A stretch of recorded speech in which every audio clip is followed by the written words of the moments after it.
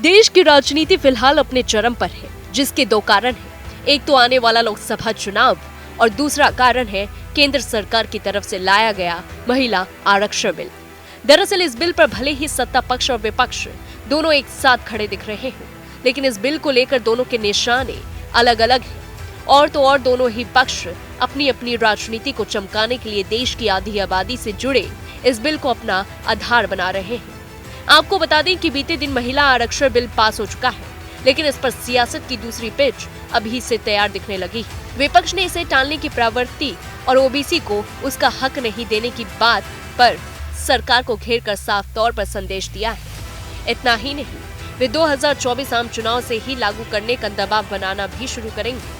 और तो और उनके मुताबिक इसके लिए कोई कानूनी बाध्यता नहीं है और सरकार इस बिल से परसीमन के बाद लागू होने की बात को हटा सकती है। बताते चलें कि विपक्ष महिला आरक्षण के बहाने देश के सबसे बड़े वर्ग ओबीसी पर नजरें टिकाए हैं। साथ ही बिल में ओबीसी कोटे को रखे जाने का पुरजोर समर्थन और मांग भी लगातार कर रही है, जिसके चलते बीते दिन कांग्रेस की पूर्व अध्यक्ष सोनिया गांधी और राहुल गांधी दोनों ने ओबीसी आरक्षण को बिल में शामिल करने की बात करते हुए जातीय जनगणना कराने की मांग भी बताते चले कि कांग्रेस के अलावा JDU, RJD, SP, NCP, AIMIM, BSP जैसे तमाम दलों ने महिला बिल में एससी/एसटी के साथ ओबीसी आरक्षण को शामिल किए जाने की मांग की है।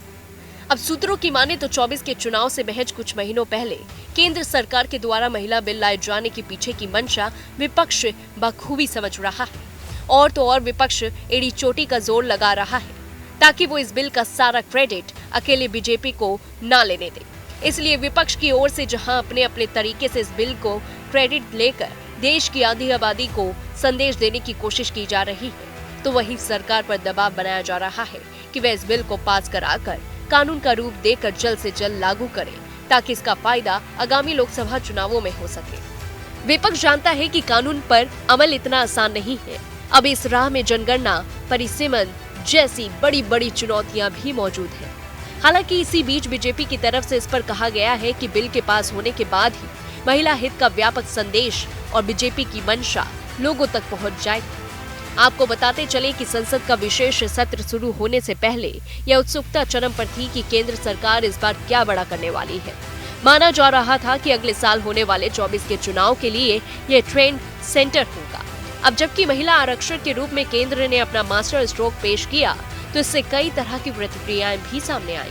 तो दूसरी ओर बीजेपी 24 में इसे अपने सबसे बड़े सुधारवादी कामों में गिनवाएगी और बताएगी कि मजबूत सरकार होने के कारण ही ऐसा हो सका। वहीं विपक्ष का आकलन है कि सरकार ने इसे तुरंत लागू नहीं कर उन्हें सियासी मौका दी। साथ ही बीजेपी अपने हिसाब से अपने लाभ के लिए इस्तेमाल कर सकती है, मसलन जातीय जनगणना के लिए, और दबाव बढ़ा सकती है। हालांकि सूत्रों की माने तो बीजेपी चुनाव के अंतिम समय तक ऐसे कई और मास्टर स्ट्रोक चला सकती है।